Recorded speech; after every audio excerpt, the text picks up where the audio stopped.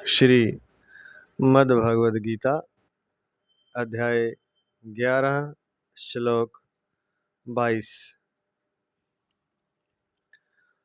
रुद्रादित्या वस्वो ये च साध्या विश्वेश्विनो मरुतश्चोष्मपाश्च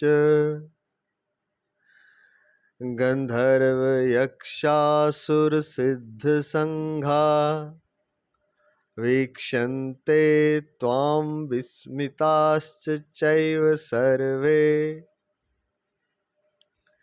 जो 11 रुद्र, 12 आदित्य, 8 वसु, 12 साध्यगण, 10 विश्व देव और 2 अश्विनी कुमार तथा 49 मरुदगण और गरम गरम भोजन करने वाले 7 पितृगण तथा गंधर्व यक्ष असुर और सिद्धों के समुदाय हैं, वे सभी चकित होकर आपको देख रहे हैं। व्याख्या करने जा रहे हैं।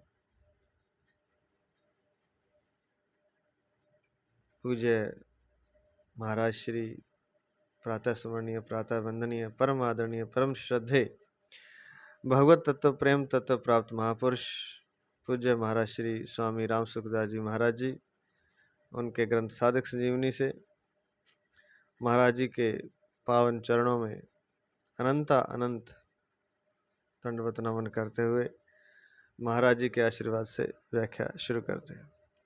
व्याख्या।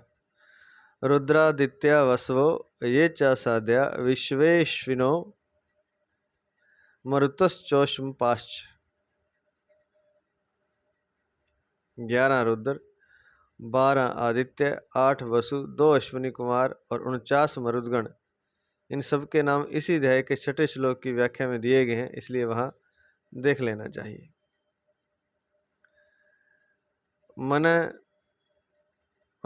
मन, अनुमंता, प्राण, नर, यान, चित्ती, है, नय, हंस, नारायण, प्रभव और विभु, ये 12 साध्य हैं। वायु प्राण 66वां अध्याय 15वां 16वां श्लोक। तो ये 12 साध्य हैं। बाकियों के नाम 11 रुद्र, 12 आदित्य, 8 वसु, 2 अश्विनी कुमार, 49 मरुदगण, इनके नाम 6ठे श्लोक में इसी अध्याय में आ चुके हैं। आगे चलते हैं। कृतु, दक्ष, श्रव, सत्य, काल, काम, धुनि, कुरुवान, प्रभवान और रोचमान, ये 10 विश्व देव हैं। वायु प्राण 66वां अध्याय 31वां 32वां श्लोक।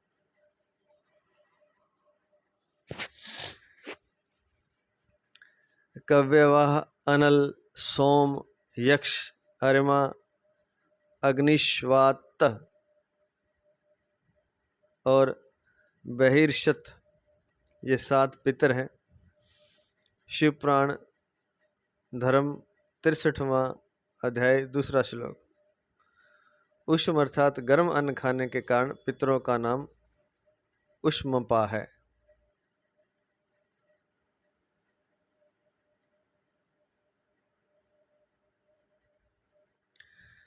अगला पद है गंधर्व यक्षासुर सिद्ध संघा। कश्यप जी की पत्नी मुनि और प्राधा से तथा अरिष्टा से गंधर्वों की उत्पत्ति हुई है। कश्यप जी की पत्नी मुनि और प्राधा से तथा अरिष्टा से गंधर्वों की उत्पत्ति हुई है।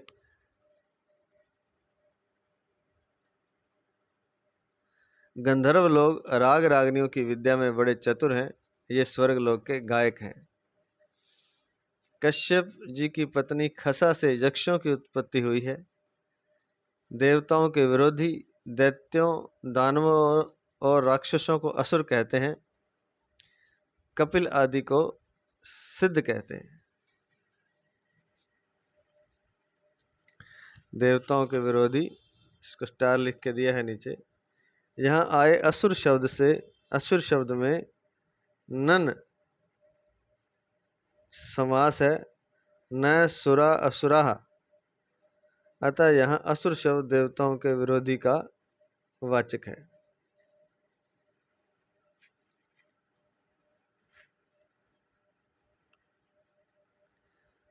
तो देवताओं के विरोधी दैत्यों, दानवों और राक्षसों को असुर कहते हैं, कपिल आदि को सिद्ध कहते हैं।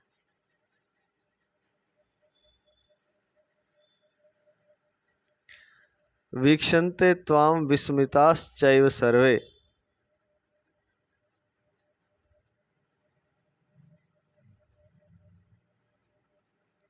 उपयुक्त सभी देवता, पितर, गंधर्व, यक्ष आदि चकित होकर आपको देख रहे हैं। ये सभी देवता आदि विराट रूप के ही अंग हैं। परिशिष्ट भाव, रुद्र, आदित्य, वसु, साध्यगण, विश्व देव आदि सब के सब एक भगवान के समग्र रूप के ही अंग हैं, अतः देखने वाले और दिखने वाले सभी एक परमात्मा ही हैं। अगला श्लोक, श्लोक नंबर 23। सुनो भाई, सो मत। संबंध। अब अर्जुन आगे के 3 श्लोकों में विश्व रूप के महान विकराल रूप का वर्णन करके उसका परिणाम बताते हैं।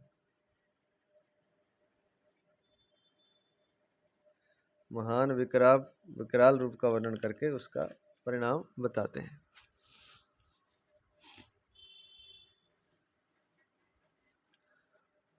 रूपम महत्ते बहुवक्त्र नेत्रम, महाबाहो बहुबाहुरूपादम,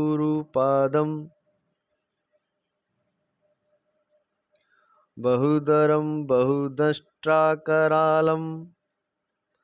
दृष्ट्वा लोकाः प्रव्यथितास्तथाहम्।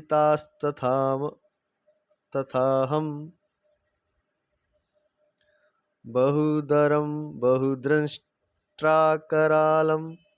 दृष्ट्वा लोकाः प्रव्यथितास्तथाहम्। श्लोक नंबर 23। हे महाबाहो, आपके बहुत मुखों और नेत्रों वाले, बहुत भुजाओं और जंघाओं और चरणों वाले, बहुत उदरों वाले और बहुत विकराल दाढ़ों वाले महान रूप को देखकर सब प्राणी व्यथित हो रहे हैं तथा मैं भी व्यथित हो रहा हूं। व्याख्या।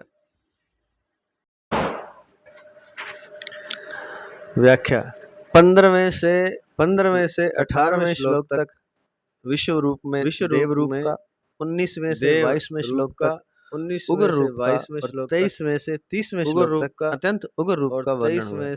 तो जो विश्व रूप है वो देखो भगवान के अलग अलग रूप है, चूंकि सारा कुछ तो बता दिया, राक्षस आदि भी वो है, अत्यंत उग्र रूप का वर्णन हुआ है। तो भगवान का सौम्य रूप भी है जिसको देव रूप कहा गया है, भगवान का उग्र रूप भी है, आपके भगवान का अति उग्र दूसरे से नहीं मिलते, सब कुछ भगवान कई मुख सौम्य हैं और सौम्य रूप में भगवान है, उग्र रूप में भी अति उग्र रूप और कई जो राक्षस आदि हैं वो भी भगवान है। ऐसे ही आपके जो नेत्र हैं वे भी सभी एक समान नहीं दिख रहे, कई नेत्र सौम्य हैं और कई विकराल हैं, कई नेत्र छोटे हैं और कई बड़े हैं। आपके मुख एक दूसरे से नहीं मिलते, चौड़े हैं, कई मुख सौम्य हैं, टेढ़े हैं और कई विकराल हैं, कई मुख छोटे हैं और कई बड़े हैं। ऐसे ही आपके जो नेत्र हैं वे भी सभी एक समान नहीं दिख रहे हैं, हाथों की बनावट, कई नेत्र सौम्य हैं और कई विकराल हैं, कई नेत्र छोटे हैं, कई बड़े हैं, कई लंबे हैं, कई चौड़े हैं, कई गोल हैं, कोई टेढ़े हैं, कई टेढ़े हैं आदि आदि। बहुबाहु रूपादम, हाथों की बनावट, वर्ण, आकृति और उनके कार्य विलक्षण विलक्षण है। जंघाएं विचित्र विचित्र हैं और चरण भी तरह तरह के हैं। बहुधर्म, पेट भी एक समान नहीं है, कोई बड़ा, कोई छोटा, कोई भयंकर आदि कई तरह के पेट हैं। तो खाली भगवान का चेहरा ही नहीं, उनके अलग अलग रूप हैं, पेट आदि, जंघाएं आदि, सब बाहें, सब अलग अलग, कोई छोटा, कोई बड़ा, कोई भयंकर, कोई सौम्य, ऐसे है। बहुद्रष्टा करालम दृष्ट्वा लोका प्रव्यथितास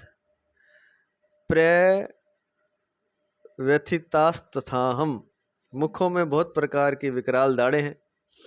ऐसे महान भयंकर विकराल रूप को देखकर सब प्राणी व्याकुल हो रहे हैं और मैं भी व्याकुल हो रहा हूं।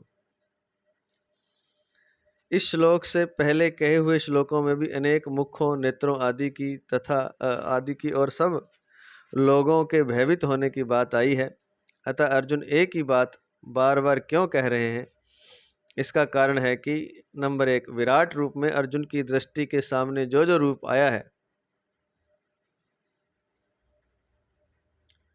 उसमें उनको नई नई विलक्षणता और दिव्यता दिख रही है, इसलिए बार बार कह रहे हैं। नंबर 2,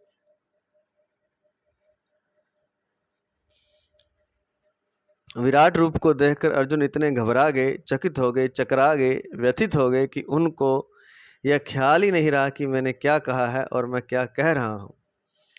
नंबर 3, पहले तो अर्जुन ने तीनों लोकों के व्यथित होने की बात कही थी, पर यहाँ सब प्राणियों के साथ साथ स्वयं के भी व्यथित होने की बात कहते हैं। दृष्टवा लोकः प्रव्यथितास् तथा हम मैं भी अहम तथा हम मैं भी व्यथित हो रहा हूं। नंबर 4,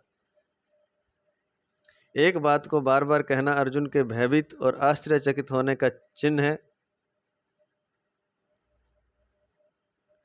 संसार में देखा भी जाता है कि जिसको भय, हर्ष, शोक, आश्चर्य आदि होते हैं उसके मुख से स्वाभाविक ही किसी शब्द या वाक्य का बार बार उच्चारण हो जाता है। जैसे कोई सांप को देखकर भयभीत होता है तो वह बार बार सांप सांप सांप ऐसा कहता है। कोई सज्जन पुरुष आता है तो हर्ष से भरकर कहते हैं आइए आइए आइए आइए आइए आइए। कोई प्रिय व्यक्ति मर जाता है तो शोकाकुल होकर कहता है मैं मारा गया, घर में अंधेरा हो गया। शोकाकुल होकर कहते हैं मैं मारा गया, घर में अंधेरा हो गया। अचानक कोई आफत आ जाती है तो मुख से निकलता है मैं मरा। ऐसे ही यहाँ विश्व रूप दर्शन में अर्जुन के द्वारा भय और हर्ष के कारण कुछ शब्दों और वाक्यों का बार बार उच्चारण हुआ। अर्जुन ने भय और हर्ष को स्वीकार भी किया है। अदृष्ट पूर्वम हर्षितोस्मि दृष्टवा भयेन च प्रव्यथितम मनो में। 11वें अध्याय का अभी आएगा 45वां श्लोक। तात्पर्य है कि भय, हर्ष, शोक आदि में एक बात को बार बार कहना पुनरुक्ति दोष नहीं माना जाता। परिशिष्ट भाव, दिखने वाले और देखने वाले, व्यथित करने वाले और व्यथित होने वाले सब प्राणी और स्वयं अर्जुन भी भगवान के विराट रूप के अंतर्गत ही हैं।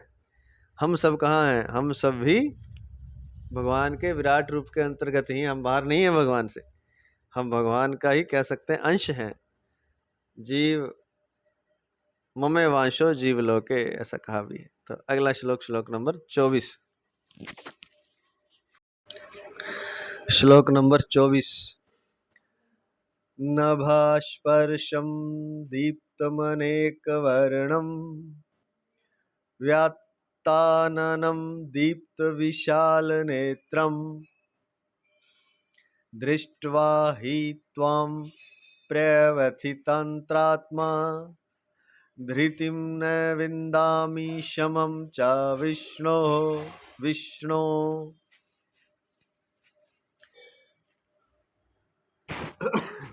विष्णु नहीं, विष्णु, क्योंकि हे विष्णु आपके देदीप्यमान अनेक वर्ण हैं। आप आकाश को स्पर्श कर रहे हैं, अर्थात सब तरफ से बहुत बड़े हैं। आपका मुख फैला हुआ है, आपके नेत्र प्रदीप्त और विशाल हैं। ऐसे आपको देखकर भयभीत अंतकरण वाला मैं धैर्य और शांति को प्राप्त नहीं हो रहा। तो ये आज हमने श्लोक शुरू किया है 22 से 22, 23 और 24। इन तीनों श्लोकों का अर्थ एक बार फिर देख लेते हैं, ताकि भगवान के विराट रूप की हम थोड़ी कल्पना कर सके। भगवान का चिंतन भी बड़ी बात है, और कल्पना हो जाए तो कहना ही क्या, और जब कल्पना यथार्थ हो जाए तो फिर तो बात ही बन गई। तो पुनः सुनते हैं 22वें श्लोक का अर्थ। 22वें, 23वें, 24 का इकट्ठे कर रहे हैं।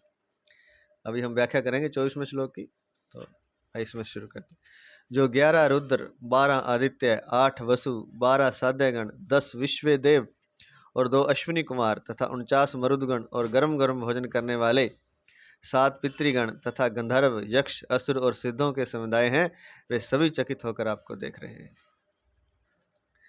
हे महाबाहो, आपके बहुत मुखों और नेत्रों वाले, बहुत भुजाओं, जंघाओं और चरणों वाले, बहुत उदरों वाले और बहुत विकराल दाढ़ों वाले महान रूप को देखकर सब प्राणी व्यथित हो रहे हैं तथा मैं भी व्यथित हो रहा हूँ।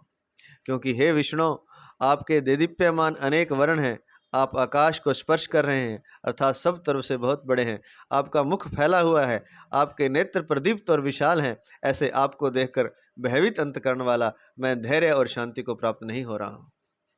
तो यह है 24वां अंतिम। इसका अर्थ करते हैं। व्याख्या। 20वें श्लोक में तो अर्जुन ने विराट रूप की लंबाई चौड़ाई का वर्णन किया।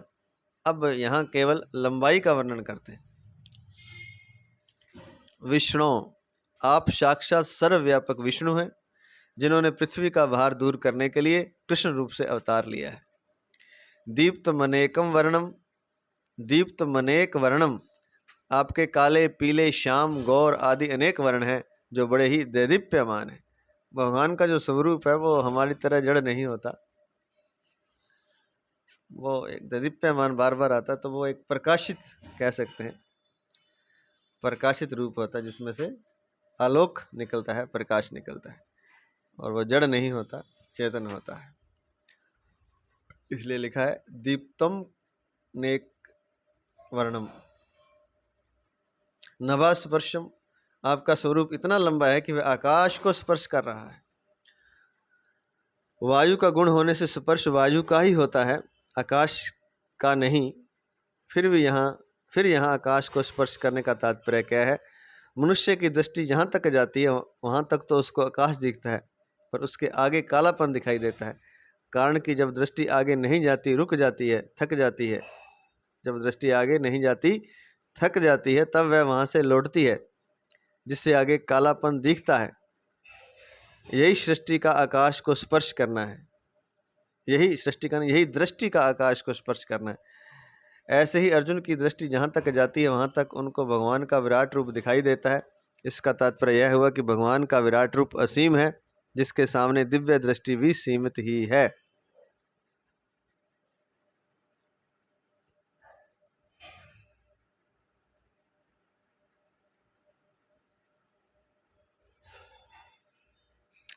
दिव्य दृष्टि से भी भगवान को पूरा नहीं देखा जा सकता, भगवान विराट है, दिव्य दृष्टि भी सीमित ही है। अगला पद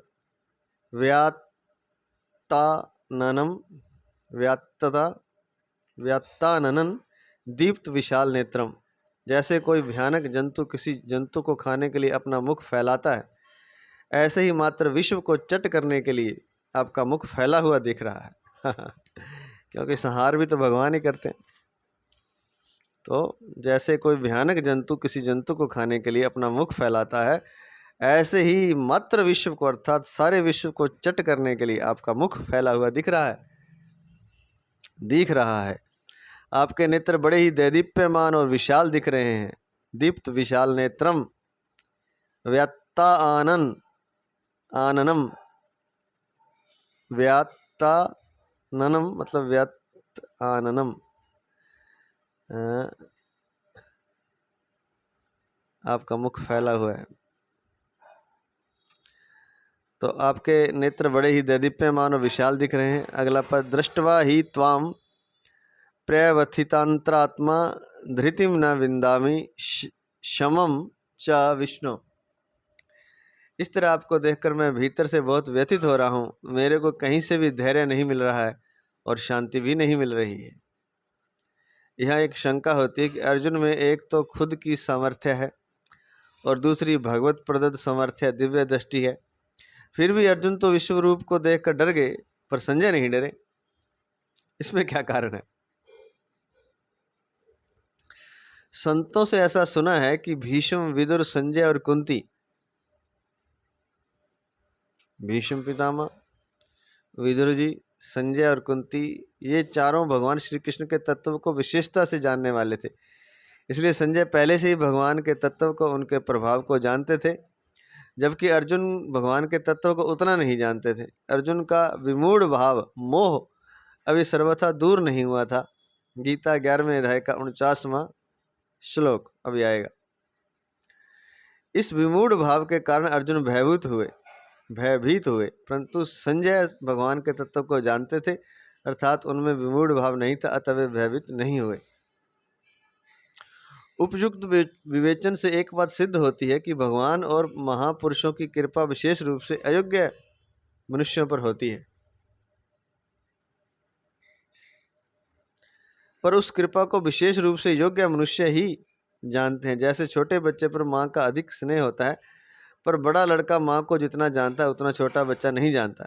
ऐसे ही भोले वाले सीधे साधे ब्रजवासी, ग्वाल बाल, गोप गोपी और गाय, इन पर भगवान जितना अधिक स्नेह करते हैं उतना स्नेह जीवन मुक्त महापुरुषों पर नहीं करते, परंतु जीवन मुक्त महापुरुष ग्वाल बाल आदि की अपेक्षा भगवान को विशेष रूप से जानते हैं। संजय ने विश्व रूप के लिए प्रार्थना भी नहीं की और विश्व रूप को देख लिया, परंतु विश्व रूप देखने के लिए अर्जुन को स्वयं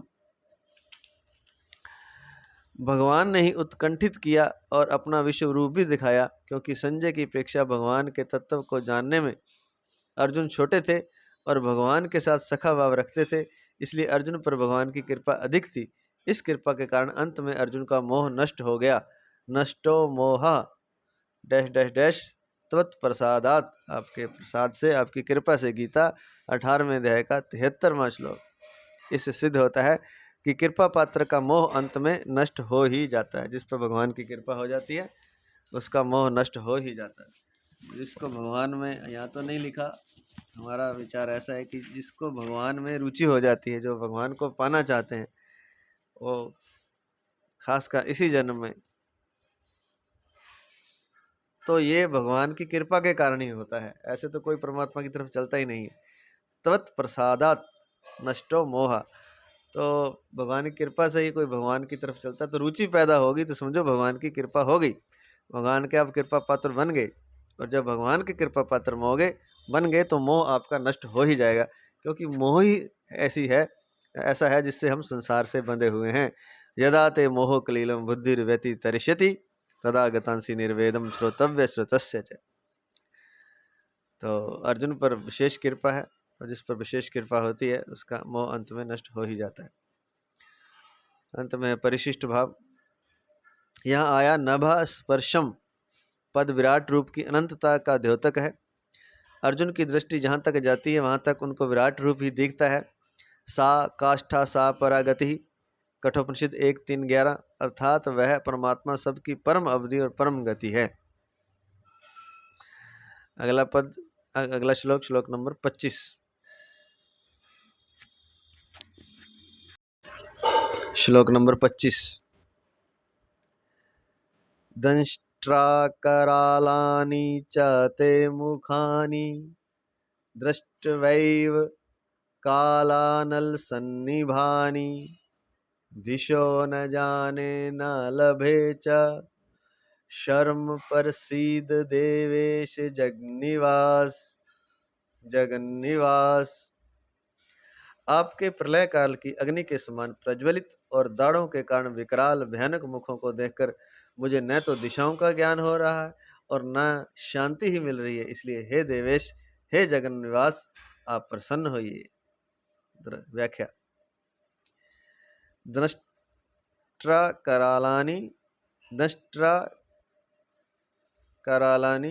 च ते मुखानि दृष्ट्वैव कालानल सन्निभानि। महाप्रलय के समय संपूर्ण त्रिलोकी को भस्म करने वाली जो अग्नि प्रकट होती है उसे संवर्तक अथवा कालाग्नि कहते हैं। उस कालाग्नि के समान आपके मुख हैं, जो भयंकर भयंकर दाढ़ों के कारण बहुत विकराल हो रहे हैं। उनको देखने मात्र से ही बड़ा भय लग रहा है। अगर उनका कार्य देखा जाए तो उसके सामने किसी का टिकना ही मुश्किल है। दिशो न जाने न लभे चा शर्म, ऐसे विकराल मुखों को देखकर मुझे दिशाओं का भी ज्ञान नहीं हो रहा है। इसका तात्पर्य है कि दिशाओं का ज्ञान होता है सूर्य के उदय और अस्त होने से, पर वह सूर्य तो आपके नेत्रों की जगह है, अर्थात वह तो आपके विराट रूप के अंतर्गत आ गया है। इसके सिवाय आपके चारों ओर महान प्रज्वलित प्रकाश ही प्रकाश दिख रहा है। 11वें अध्याय का 12वां श्लोक, जिसका न उदय और न अस्त हो रहा है, इसलिए मेरे को दिशाओं का ज्ञान नहीं हो रहा, और विकराल मुखों को देखकर भय के कारण मैं किसी तरह का सुख और शांति भी प्राप्त नहीं कर रहा हूँ। प्रसीद देवेश जगन निवास, आप सब देवताओं के मालिक हैं और संपूर्ण संसार आप में ही निवास कर रहा है, अतः कोई भी देवता मनुष्य भयभीत होने पर आपको ही तो पुकारेगा।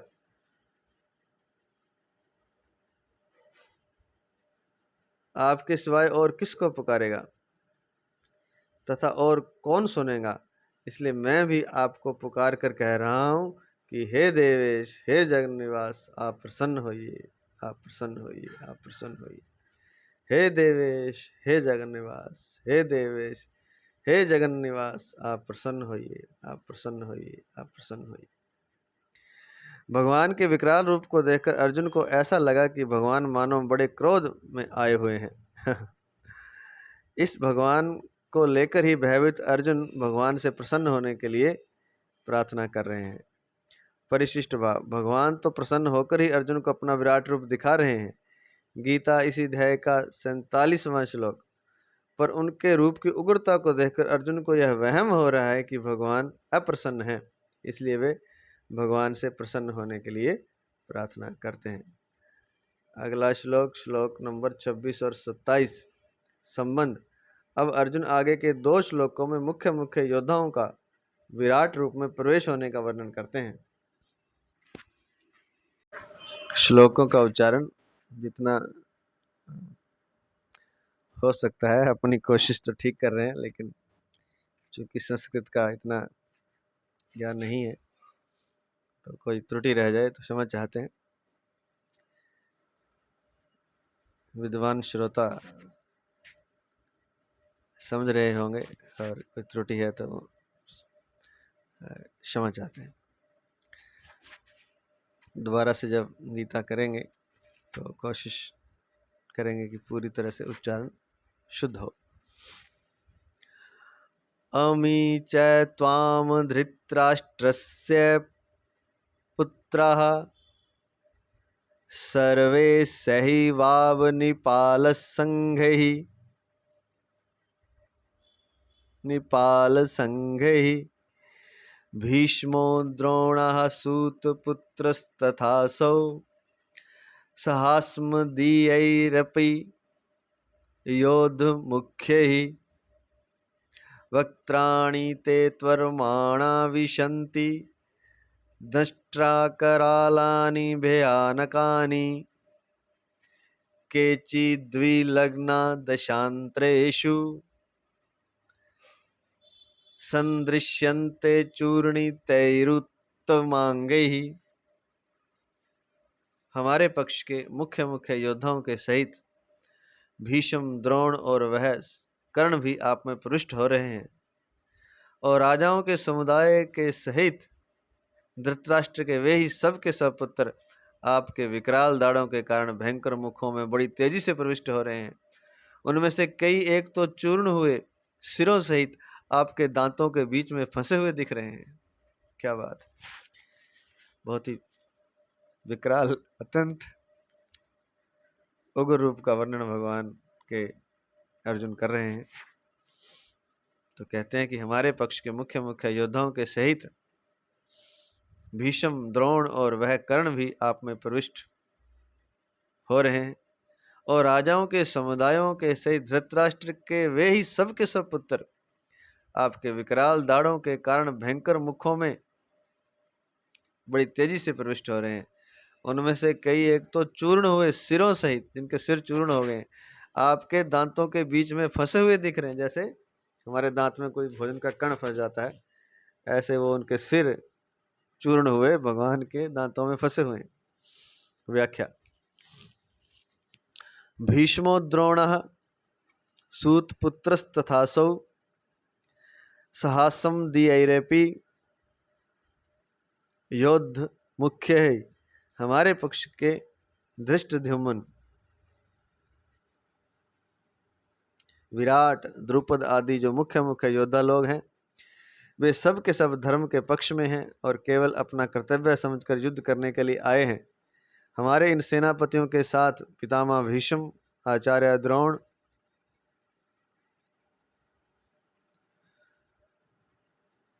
और वह प्रसिद्ध सूत पुत्र कर्ण आप में प्रविष्ट हो रहे हैं। यहाँ भीष्म, द्रोण और कर्ण का नाम लेने का तात्पर्य है कि ये तीनों ही अपने कर्तव्य का पालन करने के लिए युद्ध में आए थे। स्टार लिख के दिया है नीचे।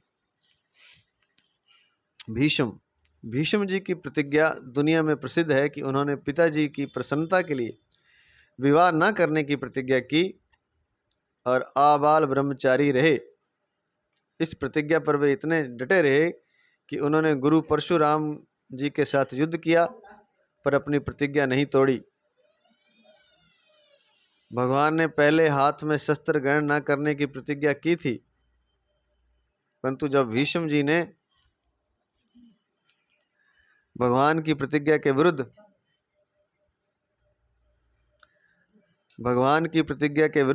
यह प्रतिज्ञा कर ली कि आज जो हरहि न शस्त्र गहाऊं तो लाजों गंगा जननी को,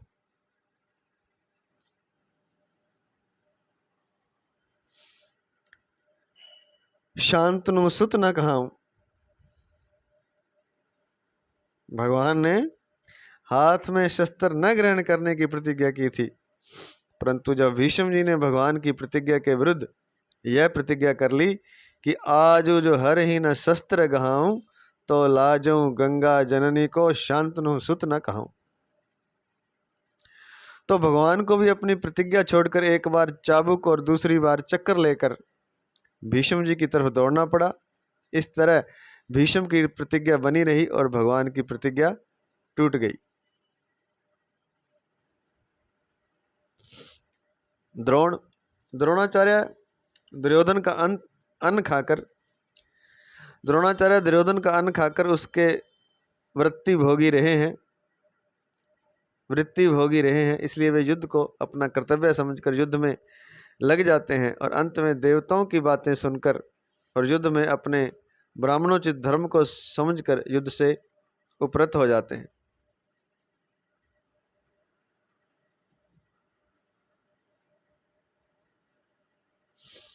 द्रोणाचार्य में इतनी निष्पक्षता थी कि गुरु भक्त और विद्या में तत्पर अर्जुन को ब्रह्मास्त्र छोड़ना और उसका उपसंहार करना, वापस लेना, ये दो विद्याएं सिखा दी, परंतु अपने पुत्र अश्वत्थामा को केवल ब्रह्मास्त्र छोड़ना ही सिखाया, उपसंहार करना सिखाया ही नहीं।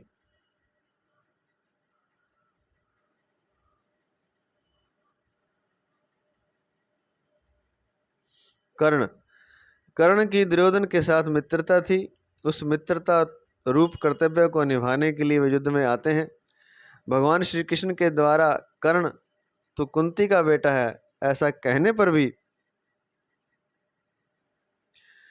वे दुर्योधन के पक्ष में ही रहे और उन्होंने भगवान से कहा कि यह बात आप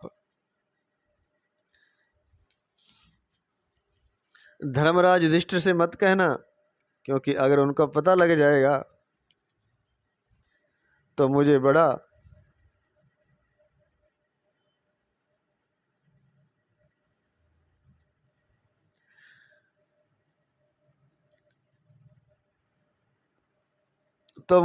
समझकर वे राज्य मुझे दे देंगे और मैं राज्य दुर्योधन को दे दूंगा। इससे पांडव सदा के लिए दुखी रहेंगे। कर्ण बड़े दृढ़ प्रतिज्ञ थे, वे विचित्र ही दानवीर थे। इंद्र के मांगने पर उन्होंने अपने नैसर्गिक जन्मजात कुंडल और कवच उतार कर दे दिए थे। माता कुंती के द्वारा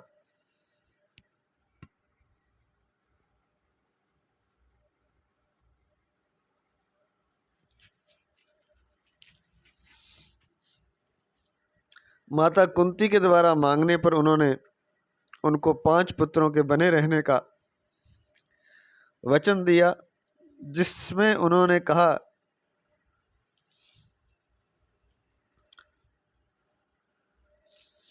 माँ, मैं युधिष्ठिर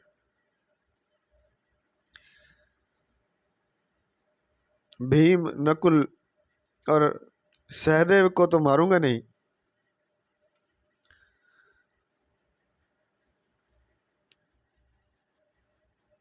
पर अर्जुन के साथ मेरा युद्ध होगा। युद्ध में अगर अर्जुन मेरे को मार देगा तो तेरे 5 पुत्र रहेंगे ही, और अगर मैं अर्जुन को मार दूंगा तो भी मेरे सहित तेरे 5 पुत्र रहेंगे।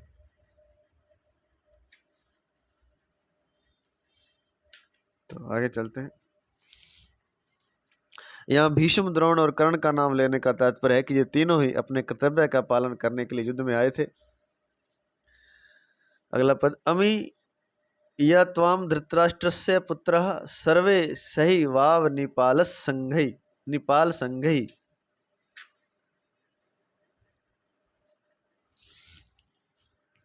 दुर्योधन के पक्ष में जितने राजा लोग हैं जो युद्ध में दुर्योधन का प्रिय करना चाहते हैं, गीता पहले अध्याय का 23वां श्लोक, अर्थात दुर्योधन को हित की सलाह नहीं दे रहे हैं, उन सभी राजाओं के समूहों के साथ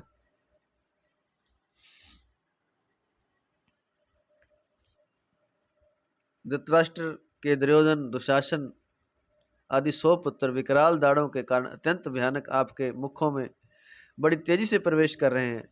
वक्त्राणी ते त्वरामाणा विशंति दृष्टा करालानी भयानकानी। आपके भयानक मुख में बड़ी तेजी से दुर्योधन, दुशासन आदि प्रवेश कर रहे हैं। एक बहुत अच्छी बात लिखी है कि दुर्योधन को हित की सलाह नहीं दे रहे, साथ तो उसके खड़े हो गए योद्धा लोग, जितने राजा लोग हैं जो दुर्योधन का प्रिय करना चाहते हैं, पर उसको हित की सलाह नहीं दे रहे। समाज में भी ऐसा होता है। अब ये स्वार्थवश होता है कि मोहवश होता है कि पक्षपातवश होता है, जब तीनों कारणों से होता है। कई बार जानते हुए कि ये गलत है, कोई गलत कर रहा है, हम उसे सही सलाह नहीं देते, न केवल सही सलाह देते हैं नहीं देते, बल्कि उसके साथ खड़े हो जाते हैं कि हम तो मेरे साथ हैं। तो पहली बात तो सलाह देने में तो कुछ लगता नहीं है, कोई खर्चा तो होता नहीं। जब आपको पता है कि कोई चीज़ गलत हो रही है तो उसको सलाह देना हमारा आपका कर्तव्य बनता है। और गलत के साथ भी खड़ा नहीं होना चाहिए, क्योंकि गलत के साथ अगर हम खड़े हो जाते हैं तो जो बुरा है, जो दुष्ट है, जो गलत है, उसको तो और हौसला मिल जाता है। तो गलत के साथ खड़े ना हो, और गलत चल रहा है तो उसको सही सलाह दें। ये दोनों ही बातें गलत हैं कि गलत को सलाह भी नहीं देनी और गलत के साथ खड़ा भी हो जाना है, तो फिर वो उनका नष्ट होना, जो साथ खड़े हैं वो भी नष्ट होते हैं। जैसे कि महाभारत युद्ध में हुआ, उसी की बात कर रहे हैं कि वो दुशासन, दुर्योधन और सब राजा लोग विकराल दाढ़ों में बड़ी जल्दी से प्रवेश कर रहे हैं। तो दो बातों का ध्यान रखें कि गलत के साथ खड़े ना हो, अगर कोई गलत है तो उसको सही सलाह दें। विराट रूप में वे चाहे भगवान में प्रवेश करें, चाहे भगवान के मुखों में जाएं, वह एक ही लीला है, परंतु भावों के अनुसार उनकी गतियां अलग अलग प्रतीत हो रही हैं। ऐसा नहीं है कि भगवान में चले गए, भगवान के मुख में, भगवान में प्रवेश करके तो मुक्त हो गए, मुक्त नहीं, क्योंकि सब कुछ भगवान का विराट रूप, ये तो जाएंगे कहाँ, जाएंगे तो उनके मुख में ही मृत्यु होएगी। तो लेकिन उनकी गतियां उनके भावों के अनुसार अलग अलग होती हैं, प्रतीत हो रही हैं यहाँ भी। इसलिए भगवान में जाएं अथवा मुखों में जाएं, वे हैं तो विराट रूप में ही। केचि द्वि लग्ना दशांतरेषु संदृश्यन्ते चूर्णितैरुत्त मांगहि। जैसे खाद्य पदार्थों में कुछ पदार्थ ऐसे होते हैं जो चबाते समय सीधे पेट में चले जाते हैं, पर कुछ पदार्थ ऐसे होते हैं जो चबाते समय दांतों और दाढ़ों के बीच में फंस जाते हैं। ऐसे ही आपके मुखों में प्रविष्ट होने वालों में से कई एक तो सीधे भीतर पेट में चले जा रहे हैं, पर कई एक चूर्ण हुए मस्तकों सहित आपके दांतों और दाढ़ों के बीच में फंसे हुए दिख रहे हैं। यहाँ एक शंका होती है कि योद्धा लोग तो अभी सामने युद्ध क्षेत्र में खड़े हुए हैं, फिर वे अर्जुन को विराट रूप के मुखों में जाते हुए कैसे दिखाई दिए। इसका समाधान यह है कि भगवान विराट रूप में अर्जुन को आसन्न भविष्य की बात दिखा रहे हैं। भगवान ने विराट रूप दिखाते समय अर्जुन से कहा था कि तू और भी जो कुछ देखना चाहता है वह भी मेरे इस विराट रूप में देख ले। 7वां श्लोक इसी अध्याय का। अर्जुन के मन में संदेह था कि युद्ध में हमारी जीत होगी या कौरवों की। दूसरे अध्याय का 6वां श्लोक। इसलिए उस संदेह को दूर करने के लिए भगवान अर्जुन को आसन्न भविष्य का दृश्य दिखाकर मानो यह बताते हैं कि युद्ध में तुम्हारी ही जीत होगी। आगे अर्जुन के द्वारा प्रश्न करने पर भी भगवान ने यही बात कही है 32वें से 34वें श्लोक तक। तो जब भगवान ने विराट रूप दिखाना तब उन्होंने कहा था कि तू विराट रूप दिखाते समय कि विराट रूप तो मैं दिखाऊंगा और जो कुछ तू देखना चाहता है, जो तेरे मन में है वो तू सब देख सकता है, वो तू देख लेना। तो अर्जुन के चूंकि वहां सोचने की तो बात ही नहीं, क्षण मात्र में सब कुछ हो रहा है। अर्जुन के मन में संदेह था कि कौन जीतेगा कौन हारेगा, हम जीतेंगे कि कौरव जीतेंगे, कौन जीतेगा। तो इस बात का संदेह था। तो वो जो मन में बात थी वो उसे भविष्य के रूप में भगवान के विराट रूप में दिखाई दे रही है। तो इससे सिद्ध भी हो गया कि पांडव ही जीतेंगे। परिशिष्ट भाव। अर्जुन भगवान के विराट रूप में आसन्न भविष्य को देख रहे हैं। कालातीत होने से भगवान में भूत भविष्य और वर्तमान तीनों काल वर्तमान ही हैं। गीता 7वें अध्याय का 26वां श्लोक। तो समझ आ रही है आंटी? युद्ध चल रहा है, भगवान ने विराट रूप दिखा दिया पहले ही, तो सारे मर मर के उनके मुख में जा रहे हैं भगवान के। हाँ एवं ही आपा चल जाना एक दिन। इत्थे कहने देना। अगला श्लोक श्लोक नंबर 26। 10 मिनट हो रहे हैं, बस फिर बंद करेंगे। सुन लो, जितनी कान में पड़ जाए उतनी अच्छी। संबंध श्लोक नंबर 28, 26 नहीं 28। संबंध। जो अपना कर्तव्य समझकर धर्म की दृष्टि से युद्ध में आए हैं और परमात्मा की प्राप्ति चाहने वाले हैं, ऐसे पुरुषों का विराट रूप में नदियों के दृष्टांत से प्रवेश करने का वर्णन अर्जुन आगे के श्लोकों में करते हैं। बहुत सुंदर बात लिखी है। संबंध है कि जो अपना, ये तो एक तो दुष्टता कर रहे हैं और दुष्ट के साथ खड़े, उनका तो दिखा दिया कि क्या हाल हुआ। वो भगवान के अग्नि में मुख में प्रवेश कर रहे हैं। और यो धर्म की दृष्टि से युद्ध में आए हैं और परमात्मा की प्राप्ति चाहने वाले हैं, ऐसे पुरुषों का विराट रूप में नदियों के दृष्टांत से प्रवेश करने का वर्णन अर्जुन आगे के श्लोक में करते हैं। श्लोक नंबर 28। यथा नदीनां बहवोऽम्बुवेगाः समुद्रमेवाभिमुखा द्रवन्ति तथा तवामि नरलोकवीरा विशन्ति वक्त्राण्यभिज्वलन्ति। जैसे नदियों के बहुत से जल के प्रवाह स्वाभाविक ही समुद्र के सम्मुख दौड़ते हैं, ऐसे ही वे संसार के महान शूरवीर आपके सब तरफ से देदीप्यमान मुखों में प्रवेश कर रहे हैं। व्याख्या। यथा नदी नाम बहवो अम्बुवेगा समुद्र मेवाभिमुखा द्रवंती। मूल में जल मात्र समुद्र का है, वही जल बादलों के द्वारा वर्षा रूप में पृथ्वी पर बरसकर झरने नाले आदि को लेकर नदियों का रूप धारण करता है। उन नदियों के जितने वेग हैं, प्रवाह हैं, वे सभी स्वाभाविक ही समुद्र की तरफ दौड़ते हैं, कारण कि जल का उद्गम स्थान समुद्र ही है। वे सभी जल प्रवाह समुद्र में जाकर अपने नाम और रूप को छोड़कर, अर्थात गंगा यमुना सरस्वती आदि नामों को और प्रवाह के रूप को छोड़कर समुद्र रूप ही हो जाते हैं। फिर वे जल प्रवाह समुद्र के सिवाय अपना कोई अलग स्वतंत्र अस्तित्व नहीं रखते।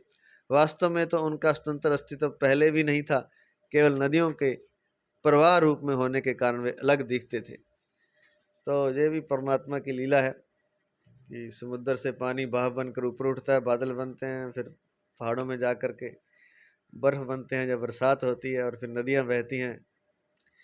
तो नदियाँ जैसे गंगा यमुना सरस्वती, उनके नाम हैं, रूप हैं, लेकिन जब वो समुद्र में मिलती हैं तो अपने नाम को छोड़ देती हैं। समुद्र में ना गंगा रहती, ना यमुना, ना सरस्वती, समुद्र ही हो जाती हैं। ऐसे ही हम सब आत्माएं गंगा, यमुना, सरस्वती की तरह हैं, जो भगवान के समुद्र रूपी रूप में आखिर में मिल जाते हैं। और ये तो मुक्ति के जब होती तब होता है, नहीं तो वो वही बार बार बादल बनना और फिर बरसना और फिर बहना, ये चलता रहता है। लेकिन जो मुक्त हो जाते हैं वो समुद्र रूप हो जाते हैं और अपना नाम रूप छोड़ देते हैं, अपने नाम को और प्रवाह के रूप को छोड़कर समुद्र रूप ही हो जाते हैं। ऐसे ही जीव भी है, ऐसे ही आत्मा भी है। अगला पद है, तथा तवामी नर लोक वीरा विशंति वक्त्राण्य भी ज्वलंती। नदियों की तरह मात्र जीव नित्य सुख की अभिलाषा को लेकर परमात्मा के सम्मुख ही दौड़ते हैं, परंतु भूल से असत नाशवान शरीरों के साथ संबंध मान लेने से वे सांसारिक संग्रह और संयोगजन्य सुख में लग जाते हैं तथा अपना अलग अस्तित्व मानने लगते हैं। उन जीवों में वे ही वास्तविक शूरवीर हैं जो सांसारिक संग्रह और सुख भोगों में न लगकर जिसके लिए शरीर मिला है उस परमात्म प्राप्ति के मार्ग में ही तत्परता से लगे हुए हैं। ऐसे युद्ध में आए हुए भीष्म, द्रोण आदि नरलोक वीर आपके प्रकाश में ज्ञान स्वरूप मुखों में प्रविष्ट हो रहे हैं। सामने दिखने वाले लोगों में परमात्म प्राप्ति चाहने वाले लोग विलक्षण हैं और बहुत थोड़े हैं, अतः उनके लिए परोक्षवाचक अमी वे पद दिया है गया है। तो कहने का तात्पर्य यह है कि आदमी सुख के लिए दौड़ता है सारे जीवन भर, नित्य सुख की आशा में। सब परमात्मा की तरफ ही दौड़ रहे हैं। जहाँ भी हम सुख चाहते हैं, जिस किसी वस्तु, व्यक्ति, पदार्थ में, वो है तो परमात्मा का ही और वो परमात्मा रूप ही है, लेकिन हमें नहीं पता, हम उस वस्तु, व्यक्ति, पदार्थ को ही सब कुछ मान लेते हैं। अर्थात भूल से सुख के लिए तो हम दौड़ रहे हैं, नित्य सुख के लिए, लेकिन भूल से हम संसारिक पदार्थों की तरफ दौड़ने लगते हैं। भूल से हम असत नाशवान शरीर के साथ संबंध मानकर सांसारिक संग्रह और संयोगजन्य सुख में लग जाते हैं। इंद्रियों का विषयों से संयोग होता है, विषयों की दौड़ हम लगाते हैं, विषयों तक इंद्रियों के द्वारा विषयों का संग्रह करते हैं, तो असत्य के साथ, नाशवान शरीरों के साथ संबंध मान लेते हैं और साथ साथ अपने को भी अलग मानते हैं कि मैं अलग हूँ। हालांकि हम परमात्मा का ही अंश हैं, परमात्मा रूप ही हैं, लेकिन हम अलग मान लेते हैं, अपना अलग अस्तित्व मानने लगते हैं। उन जीवों में वे ही वास्तविक शूरवीर हैं जो संसारिक संग्रह और सुख भोग में न लगकर, और वास्तविक शूरवीर कौन है? हम में से, जो संसारिक संग्रह, संसारिक धन मान संपदा कुछ इकट्ठा नहीं करना, संसारिक भोग इकट्ठे नहीं करने, अर्थात संसारिक संग्रह और सुख भोगों में न लगकर, जिसके लिए परमात्मा ने हमें शरीर दिया है। क्यों दिया है परमात्मा ने शरीर? परमात्मा ने शरीर दिया था परमात्मा प्राप्ति के लिए, रोटी खाने के लिए नहीं दिया कि रोटी खा लिया, टीवी देख लिया और सो लिए, फोन देख लिया, मजे कर लिए, खा पी लिया, उल्टा सुल्टा खा लिया कुछ और आनंद हो गया, बस इंद्रियों का आनंद ले लिया, विषयों का सुख ले लिया। इसके लिए नहीं दिया था शरीर। तो संयोगजन्य सुख के लिए नहीं दिया, संसारिक संग्रह के नहीं दिया, संसारिक सुख के लिए नहीं शरीर दिया। नित्य सुख मिल जाए, परमात्मा का आनंद मिल जाए, सत्यचित अनंत परमात्मा की प्राप्ति हो जाए, इसलिए भगवान ने हमें ये शरीर दिया है। तो जो शूरवीर हैं, जो योद्धा हैं, असली योद्धा वो है जो संसार को छोड़ करके, संसार को छोड़ने से मतलब नहीं है कि संसार से भाग जाए। अगर कोई जिम्मेवारी नहीं है तो एकांत में भी भजन कर सकता। अगर जिम्मेवारी है तो संसारिक संग्रह और सुख भोग में न लगे, केवल परमात्मा प्राप्ति के लिए ही समय का सदुपयोग करे, उस परमात्मा प्राप्ति के मार्ग में ही तत्परता से लगे, उसे शूरवीर कहा जाता है। वह योद्धा है असली। तो उस परमात्मा प्राप्ति के मार्ग में ही तत्परता से लगे। तो ऐसे युद्ध में आए हुए भीष्म, द्रोण आदि नर लोक वीर आपके प्रकाश में अर्थात ज्ञान स्वरूप मुख में प्रविष्ट हो रहे। एक तो अग्नि में मुख है, एक ज्ञान में प्रकाशित मुख है। तो भीष्म, द्रोण जो भीष्म पितामह हैं, द्रोणाचार्य हैं, तो ये नर लोक वीर कहा है इनको। ये मनुष्यों में योद्धा हैं, क्योंकि संसार की तरफ इनकी दृष्टि नहीं है, संसार के भोगों की तरफ दृष्टि नहीं है, संसार के सुख भोग की तरफ इनकी दृष्टि नहीं है, संसारिक संग्रह की तरफ इनकी दृष्टि नहीं है। इनकी दृष्टि केवल परमात्मा की तरफ है, केवल परमात्मा प्राप्ति की तरफ है। तो इसलिए ये नर लोक वीर हैं, अर्थात मनुष्यों में योद्धा, असली योद्धा यही है, सारे योद्धा नहीं है। भीष्म और द्रोण जैसे जो परमात्मा की प्राप्ति करना चाहते हैं, संसार से विमुख होकर के वे भगवान के प्रकाश में ज्ञान स्वरूप मुख में प्रवेश कर रहे हैं। सामने दिखने वाले लोगों में परमात्मा प्राप्ति चाहने वाले लोग विलक्षण हैं और बहुत थोड़े हैं, अतः उनके लिए परोक्षवाचक अमी अर्थात वे पद दिया गया है।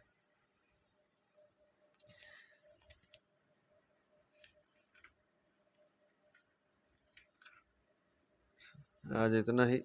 जय श्री कृष्ण, जय श्री कृष्ण, जय जय श्री कृष्ण।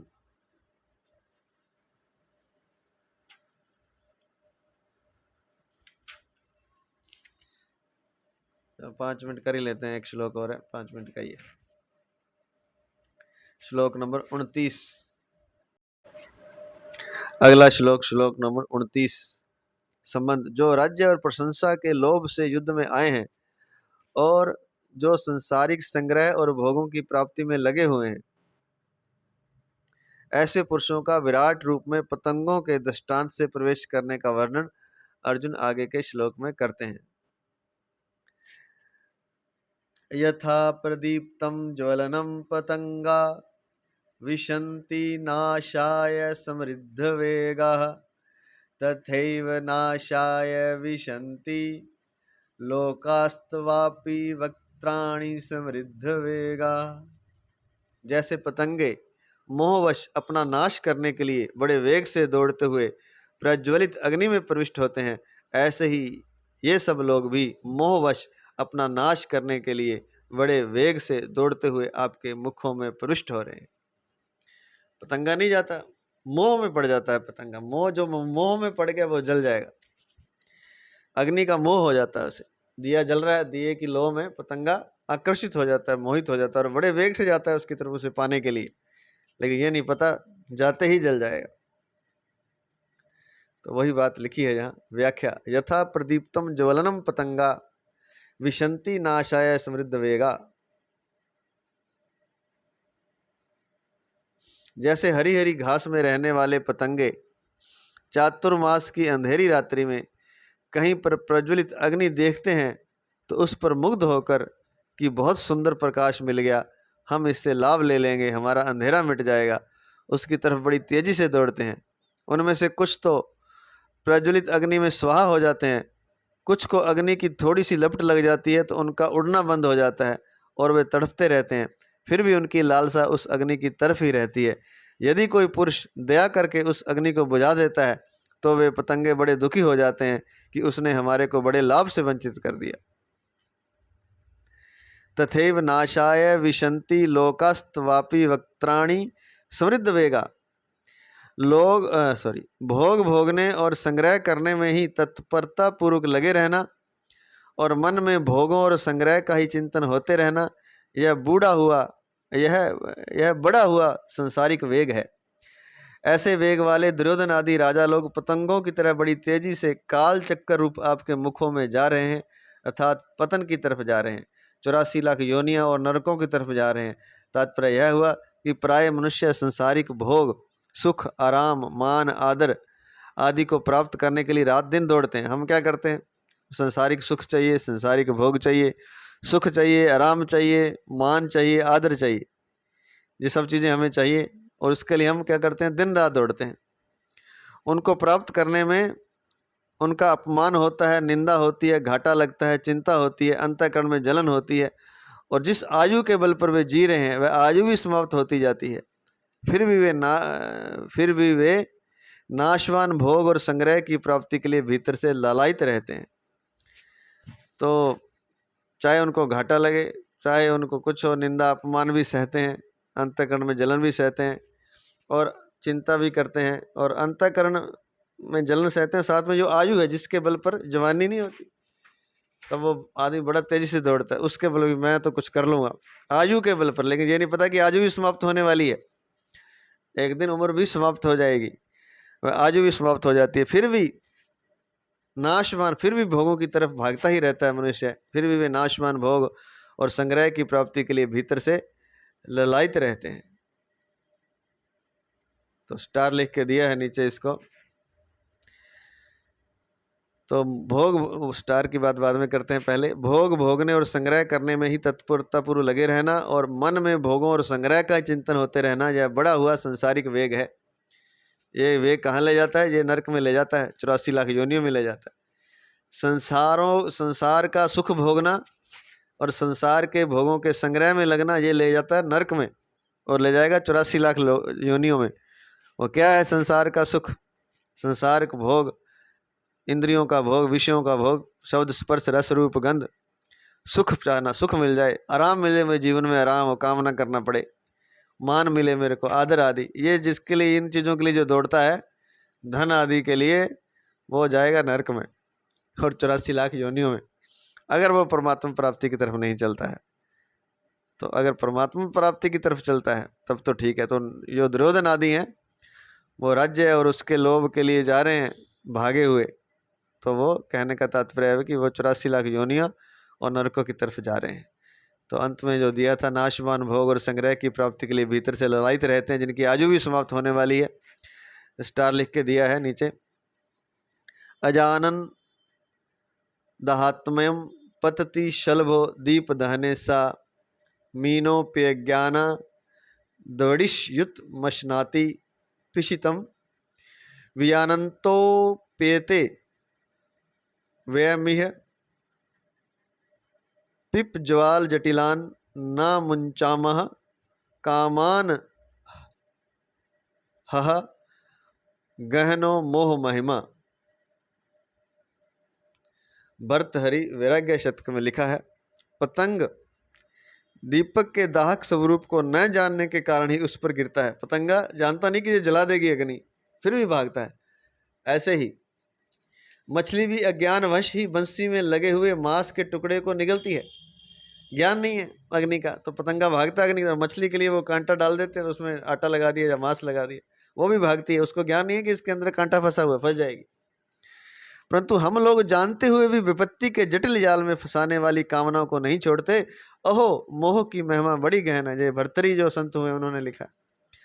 मछली तो बेचारी जानती नहीं है, अज्ञान है उसको, पतंगा भी अज्ञानी है, लेकिन हम लोग तो जानते हैं कि जिस तरफ हम जा रहे हैं वहां दुख के सिवाय, विपत्ति के जटिल जाल के सिवाय कुछ नहीं मिलेगा।